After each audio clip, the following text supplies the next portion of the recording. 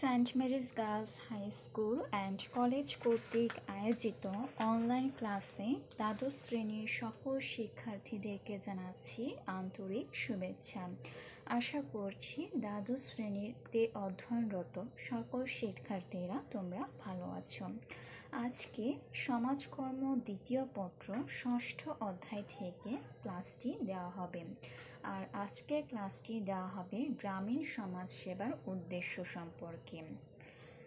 গ্রামীণ দুস্থ, অবহেলিত, পশ্চাৎপদ জনগোষ্ঠীর আর্থসামাজিক উন্নয়ন সাধনের লক্ষ্যে 1974 সালে বাংলাদেশ সরকার সর্বপ্রথম গ্রামীণ সমাজসেবা কর্মসূচি চালু করে, যা বর্তমানে গ্রামীণ সমাজসেবা কার্যক্রম নামে পরিচিত। বিভিন্ন পঞ্চবার্ষিক পরিকল্পনায় গৃহীত লক্ষ্য ও উদ্দেশ্যকে সামনে রেখে এই কার্যক্রম তাদের লক্ষ্য ও উদ্দেশ্য নির্ধারণ ও বাস্তবায়ন করে থাকে।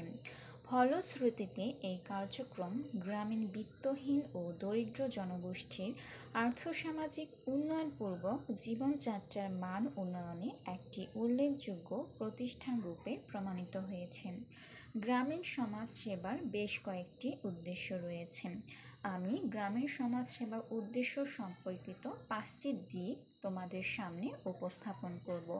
প্রথমে যে বিষয়টি এখানে উল্লেখ করা আছে সেটি হচ্ছে পশ্চাৎপদ জনগোষ্ঠীর উন্নয়ন। দেশের গ্রামীণ অঞ্চলে বসবাসরত পশ্চাৎপদ জনগোষ্ঠী, বিশেষ করে অনগ্রসর, ভূমিহীন, বিত্তহীন কৃষক, বিদ্যালয় বহির্ভূত শিশু কিশোর, বেকার, বয়স্ক পুরুষ ও দরিদ্র মহিলাদেরকে সংগঠিত করে কারিগরি ও পেশাগত প্রশিক্ষণ প্রদানের মাধ্যমে লাভজনক অর্থনৈতিক কাজে দক্ষতা বৃদ্ধি করা।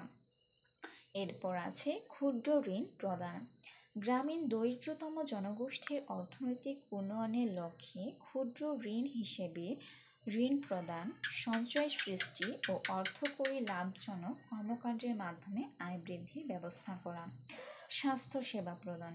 গ্রামে দরিদ্রতম জনগোষ্ঠীর জীবনমান উন্নয়নের লক্ষ্যে স্বাস্থ্য ও পুষ্টির উন্নয়ন, শিশু যত্ন, খাবার স্যালাইন তৈরি, বিশুদ্ধ পানির উপকারিতা ইত্যাদি অপরিহার্য ক্ষেত্রগুলো সম্পর্কে প্রশিক্ষণ প্রদান।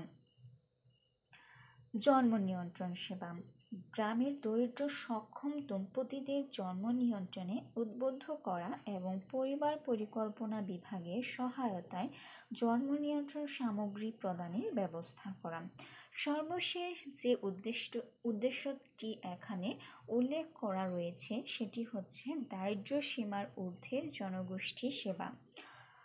দারিদ্র্য সীমার ঊর্ধ্বের পরিবার কিংবা জনগোষ্ঠীর মধ্যে সামাজিক সচেতনতার বিকাশ ও সমাজ উন্নয়নে যে কার্যক্রম রয়েছে সে কার্যক্রমে তাদেরকে সম্পৃক্ত করা। তাহলে শিক্ষার্থীরা, বইয়ের মধ্যে গ্রামীণ সমাজ সেবার উদ্দেশ্য উল্লেখ করা রয়েছে, তবে আমি আর খুব সহজ এবং স্পষ্টভাবে 5টি দিক সম্পর্কে তোমাদেরকে জানালাম। সেই দিকগুলো সম্পর্কে অবশ্যই তোমরা বই থেকেও অনুশীলন করতে পারবে। আর এই অনলাইন ক্লাস থেকেও তোমরা সমাজসেবার উদ্দেশ্য সম্পর্কে প্রাথমিক একটা ধারণা নিতে পারবে। আমি আশা করছি দ্বাদশ শ্রেণীর সকল শিক্ষার্থীরা তোমরা নিজ নিজ বাসায় অবস্থান করে সামনের মাসে পরীক্ষার জন্য প্রস্তুতি নিচ্ছ। সব বিষয়ের জন্য ভালো মতন প্রস্তুতি নাও, এই আশাবাদী ব্যক্ত করি। শিক্ষার্থীরা, গত ক্লাসে আমি তোমাদেরকে এই অধ্যায় থেকে গ্রামীণ সমাজসেবার ধারণা সম্পর্কে ধারণা দিয়েছিলাম, আর আমি আশা করছি গ্রামীণ সমাজসেবার সংজ্ঞাটি সবাই মুখস্থ করেছ। গ্রামীণ সমাজসেবার সংজ্ঞা সম্পর্কে আমি 3টি দিক উল্লেখ করেছিলাম। সবগুলো দিক যদি তোমাদের নাও মনে থাকে, তোমরা তোমাদের সুবিধা অনুযায়ী যে কোনো একটি সংজ্ঞা মুখস্থ করে নেবে। যদিও মনে হচ্ছে সংজ্ঞার মধ্যে অনেক কঠিন শব্দ উল্লেখ করা আছে কিংবা সংজ্ঞাটি বেশ বড়, এ নিয়ে ভয় পাবার কোনো কারণ নেই। তোমরা যদি অল্প অল্প করে একটু করে সময় বের করে এই সংজ্ঞাটি মুখস্থ করো, তাহলে অবশ্যই তোমাদের কাছে সহজ হয়ে যাবে। তাহলে শিক্ষার্থীরা, আজকের ক্লাস থেকে যে বিষয়টি তোমরা জানতে পারবে সেটি হচ্ছে গ্রামীণ সমাজসেবার উদ্দেশ্য। আর এখানে তেমন কঠিন কোনো বিষয় নেই। আর তোমরা বাসায় বসে গ্রামীণ সমাজসেবার ইতিহাস সম্পর্কে বই থেকে ধারণা নেবে।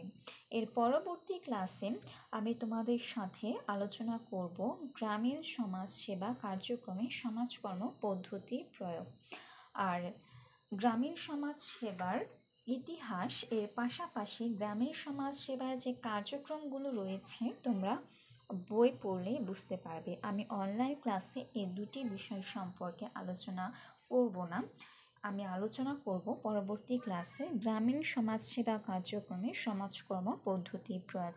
সেই পর্যন্ত সবাই খুব ভালো থাকো, সুস্থ থাকো। সবাইকে জানাচ্ছি ধন্যবাদ।